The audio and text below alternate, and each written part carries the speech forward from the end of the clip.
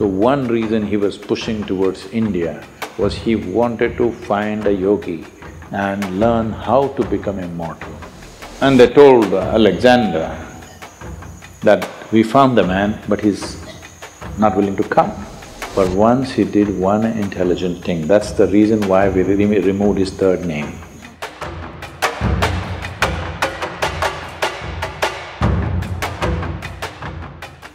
See, Alexander, in our history textbooks, school textbooks, they said Alexander the Great. They only got the first name, the middle name, they missed out the last name. His name was Alexander the Great Idiot. But because it was too long, somebody left out the last name.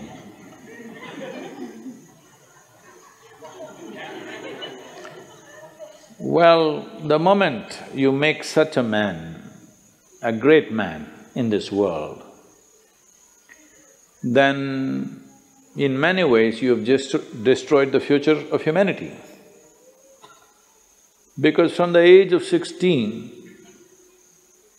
I think he died around 32 or 33, all he did was kill, kill and kill, without purpose. Going to new places and killing, going to new places and killing, saying, I have conquered this, I have conquered that. And he had gathered a band of young people from his native place who traveled with him to fight with him. Periodically, he executed one of them, just accusing them of something. You know, always somebody would be betraying a tyrant like that, and the tyrant is always fearful that somebody may plot against him. So, something they will discover and say, he did it, and a public execution of him will happen. He was very close to you, he traveled with you, everything, but you just kill him so that everybody else is in line. Periodically, he killed one of those people who are very close to him, just to set an example. This is the kind of man he is. He is death all the time, but he doesn't want to die. He wants everybody to die, but he doesn't want to die. So one reason he was pushing towards India was because between ancient India and Greece there has been lots of transaction in terms of mathematics, geometry, yoga. There is a linga in Delphi which is considered as the navel of the earth because it was consecrated as Manipura chakra. The Manipuraka is so powerfully established there, now it's been removed from its original place and it is sitting in the museum, but still bit cracked, but it's still little, badly skewed, I would say, but still so powerful after, I don't know, maybe 5,000, 5,200 years or so. So this transaction was continuous for many years historically. So obviously they heard of yogis and mystics of India. So he had heard there are yogis who are immortal. So one reason he was pushing towards India was he wanted to find a yogi and learn how to become immortal. So then when he came close, when he crossed, I think Hindu Kush mountains, he crossed, right?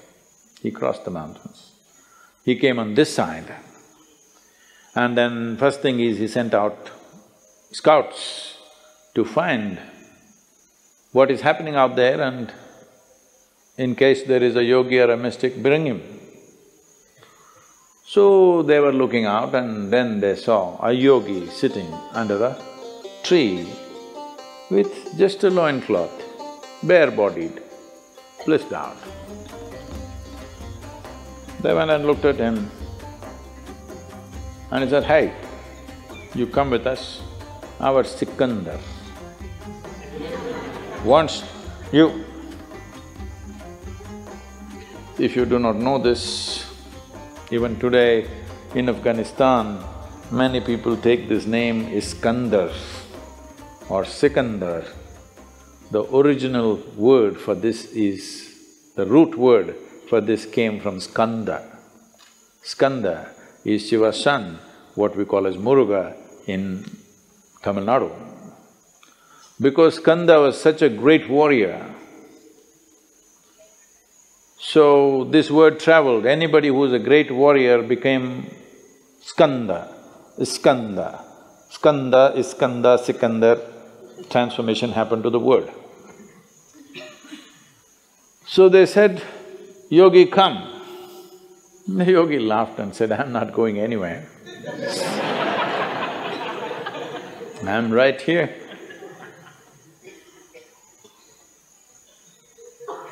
Then they pulled out their swords. These are violent men. They don't think twice about taking off heads. It's not even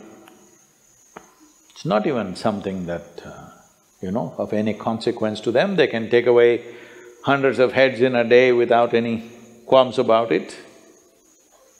So, very violent men, they pulled out their swords and said, either you come or we'll take off your head. The yogi said, see, I'm sitting here like this, because everything that I have to do has been done. You want to take my head, you take it, but you will not get my wisdom or my intelligence. If you take my head, you can take it, you want. Then they looked at each other, that's all. See, they had never seen a man who not terrorized by the swords that they pull out, because they're not pulling out in bare, empty threat. They can take off heads, they're very good at it. They had never seen a man who's not terrorized, he's saying, okay, take my head. I thought, oh, this guy must be really immortal. If somebody says, okay, take my head, he must be immortal. Then they try to coax him, please come. He said, no, if he wants, let him come. He wants to know about immortality, let him come. Then they said, oh, he knows about it, so let's not damage him in any way.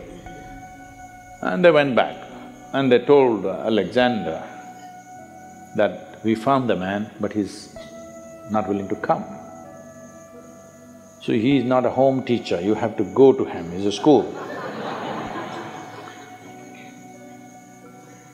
So he himself came.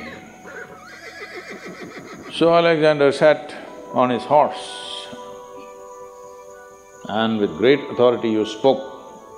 It seems you know about immortality, I want to know about it. The yogi looked up at him and said, first get off that stupid horse. You sit on an animal which is less intelligent than you and suddenly you become like this. You see, I don't know. The moment people sit on a horse, somehow they think they're something. If you manage to ride an animal which is far more intelligent than you, then something. Huh? You ride a dumb four-legged animal. Poor thing doesn't like to carry you, but what to do? So, Alexander got down and asked, I want to become immortal because he is not the same guy that he was 5–10 years ago. Body doesn't take this kind of beating after some time, it is slowly taking its toll. So he said, I want to know about immortality, can you guide me?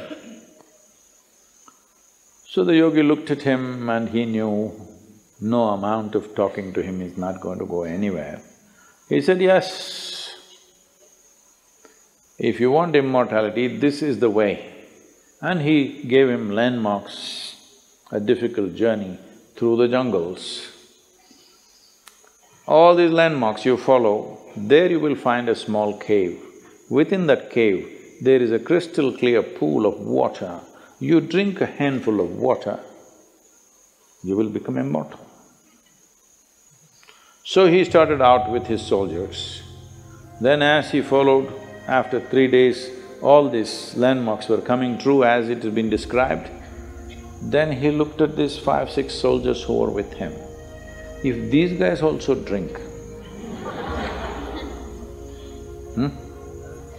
if they become immortal, then how to deal with them? Because all your life you dealt with everything with the putting the fear of death into people. Now if these 5-6 soldiers drink that water and they also become immortal, this is going to be a disaster, no control. 5 immortal people on the planet, not good. Just, I am immortal, this is good. So he said, you stay here. He left them for the last leg of the journey and he went by himself. Then he found that cave. Within the cave, he saw a pool of crystal clear water. He rushed in and he was about to drink. There was a crow sitting at the other edge of the pool and the crow said, wait. He looked at the crow, fortunately water slips out of your hands, you know. And the crow said, see, I drank this water, I don't know how many million years ago. And now I cannot die. I'm just sitting here endlessly. Just imagine, if you become immortal, you cannot even commit suicide. Hello? I want you to just imagine, this is the worst thing that can happen to you, that you cannot die one day. No relief. I'm sitting here for millions of years, there is nothing I can do. I have seen through generations of my clan, I'm not interested in anything right now, but I cannot die. Do you want my fate? He just sat there looking at the pool of water and the crow. For once he did one intelligent thing, that's the reason why we removed his third name. He walked away without drinking that. And how fortunate are we that he is not anymore here. But he looks like he's taking rebirth in many places. Many similar people keep coming up here and there, but at least he is not here. We must learn, understand and live knowing that in many ways, the best thing about you is you will die one day. Hello? Just see what a pest you would be if you did not die. Hello? Well, you must live a full life. Whatever is the fullest potential, you must live that.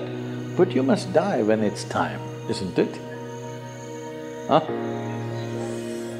So, if you say death is negative, then what is positive?